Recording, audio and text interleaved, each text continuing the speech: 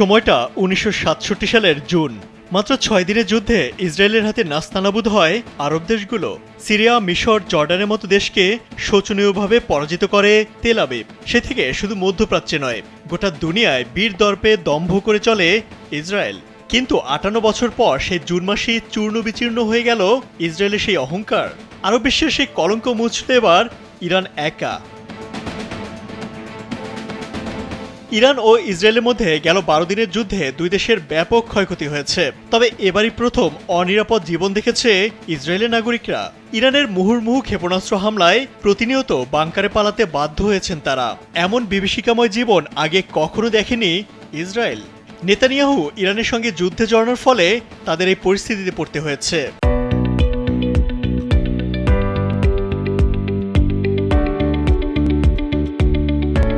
মার্কিন president Donald ট্রাম্পের মধ্যস্থতায় যুদ্ধবিরতিতে গিয়েছে দুই দেশ, কিন্তু তার আগে ইসরায়েলের প্রায় ১/৩ ক্ষতিগ্রস্ত হয়েছে। ইসরায়েলের নাগরিকরা মিছিল করে ইরানের কাছে ক্ষমা চেয়েছে, এমন ভিডিও সামাজিক মাধ্যমে ভাইরাল হয়েছে।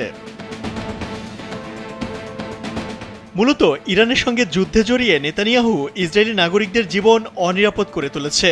এজন্য যুদ্ধ পরবর্তী সময়ে নিজ দেশে কঠিন চ্যালেঞ্জে পড়তে যাচ্ছে নেতানিয়াহু। এমনকি তার নেতৃত্ব চ্যালেঞ্জ করা হতে পারে।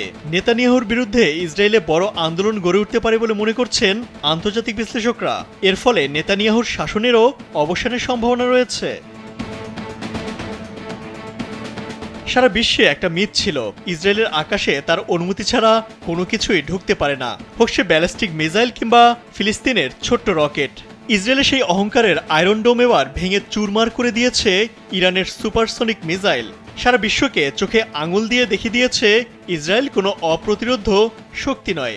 চাইলে তেল আবিবের মাটিতেও ফেলা যায় প্রতিরোধের অস্ত্র।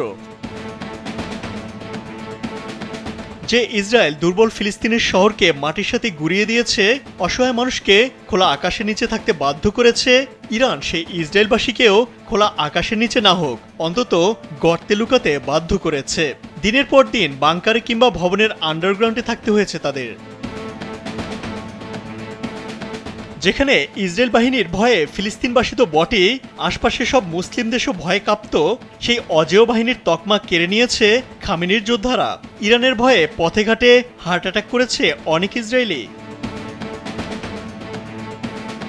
এক মোসাদের নামে যেখানে সারা বিশ্বের বাঘে মহিষে একঘাটে পানি খায়, সেই গোয়েন্দা বাহিনীর সদর দপ্তরই পড়েছে ইরানি মিসাইল। স্থলবন্দর, নদীবন্দর, এমনকি বিমানবন্দর, বিদ্যুৎ কেন্দ্র, গবেষণা কেন্দ্র সহ গুরুত্বপূর্ণ বহু স্থাপনা গুঁড়িয়ে দিয়েছে ইরান। শেষ পর্যন্ত রণে ভঙ্গ দিয়ে নেতানিয়াহু যুদ্ধের ময়দানে ডেকে আনল প্রভু আমেরিকাকে। সম্মান বাঁচাতে ইরানের খালি পরমাণু কেন্দ্রে হামলা করে যুদ্ধ বন্ধ করতে দুপক্ষকে রাজি করিয়েছিল ডোনাল্ড ট্রাম্প। তবে এই সংঘাত সারা বিশ্বের কাছে একটি বার্তা দিয়েছে, ইসরায়েল কোনো অপ্রতিরোধ্য শক্তি নয়। ইমতিয়াজ আহমেদ, কালবেলা।